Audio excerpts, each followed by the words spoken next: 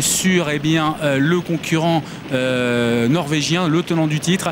On l'a vu tout à l'heure à l'occasion d'un défilé, tout le public qui s'est levé pour l'applaudir. C'est une véritable star. On va suivre le long de la corde numéro 1, Jet Steele. Pourquoi? Parce que son driver a dit qu'il souhaitait garder justement le bénéfice de la corde dès le départ, mais Titanic, le numéro 3, va très très vite, tout comme Steinlager, le numéro 5. Steinlager qui prend un départ volant, tout comme Jet Steele, avec également, alors qu'un concurrent est au grand galop, il semblerait que ça soit Order by Fax, et c'est Steinlager qui va s'installer tout de suite au commandement, avec Jet Steele qui est pour l'instant en deuxième position. Pour l'instant, Steinlager est donc au commandement, avec dans son siège ce numéro 1, Jet Steele. On aperçoit juste à ses côtés un autre concurrent, c'est le numéro 9, Passionenkamp, qui a justement bénéficié de l'aspiration de l'As. Jet Steele coule du coup et est remarquablement parti, alors que le numéro 8, c'est Mara Bourbon, l'autre représentant français. Avec Mara Bourbon maintenant qui va tenter de venir aux côtés de Steinlager, avec Eric Aldilson qui a donc rapproché l'élève de Jean-Pierre Dubois. Dans son sillage, il y a Coupe Ducos. Jet Steele, le numéro 1, est pour l'instant troisième, avec Passionenkamp qui a un superbe parcours le long de la corde. Titanic est pour l'instant quatrième et suit Jos Verbeek. Toujours dans le deuxième tournant, on ne va pas très très vite. Ce Steinlager, le tenant du titre, qui assure le train avec Mara Bourbon à ses côtés.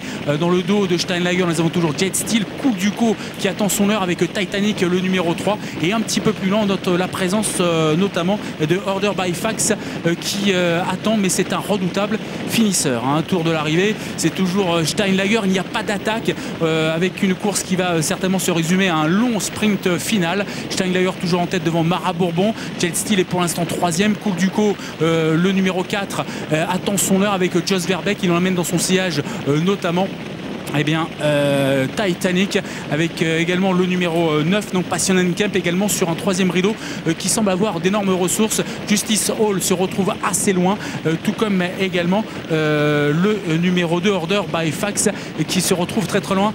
Ochotnik est pour l'instant pointé en 5-6e position et a le dos de Titanic. Steinlager, comme l'an passé maintenant, qui accélère, avec Mara Bourbon qui lui met la pression, avec Jet Steele, le numéro 1, qui est pour l'instant troisième. Coupe Ducos est à ses côtés. Passionenkamp passe à l'attaque long de la corde, et puis le numéro 10 maintenant qui attaque, c'est Ochotnik. Ochotnik qui va devoir négocier toutefois en troisième épaisseur, mais tout se passe bien dans le tournoi final. Nous sommes à peu près à 300 mètres du poteau. On voit Coupe Ducos est au grand galop et vient de s'accrocher avec l'As Jet Steele, avec Steinlager toujours qui va tenter de résister à Mara Bourbon. Ochotnik, le numéro 10, qui est pour l'instant troisième à 200 mètres du poteau. Mara Bourbon qui met la pression au numéro 5, Steinlager. Mara Bourbon, Steinlager. Mara Bourbon qui va peut-être s'imposer. Mara Bourbon qui se détache et qui va s'imposer dans ce Grand Prix d'Oslo. Steinlager est deuxième, menacé maintenant par Ochotnik, alors qu'on se rapproche très fort le long de la corde, avec notamment Coupe Ducos qui est revenu, un doublé français, victoire du 8 Mara Bourbon, la deuxième place pour le 4 Coupe Ducos et la troisième place pour le numéro 10 Ochotnik. Les Français qui ont pris les deux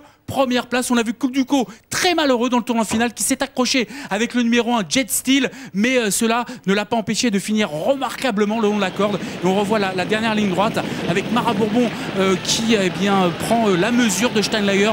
On le savait diminuer, le champion norvégien, ça s'est confirmé en compétition. Il va complètement faiblir et Coupe Ducos va en profiter pour finir très fort le long de la corde. Troisième place pour le numéro 10 Ochotnik. Arrivée chiffrée donc de cette course, 8, 4 et 10, Cocorico à l'issue de ce Grand Prix d'Oslo. Et ça valait le coup d'attendre, un Grand Prix d'Oslo.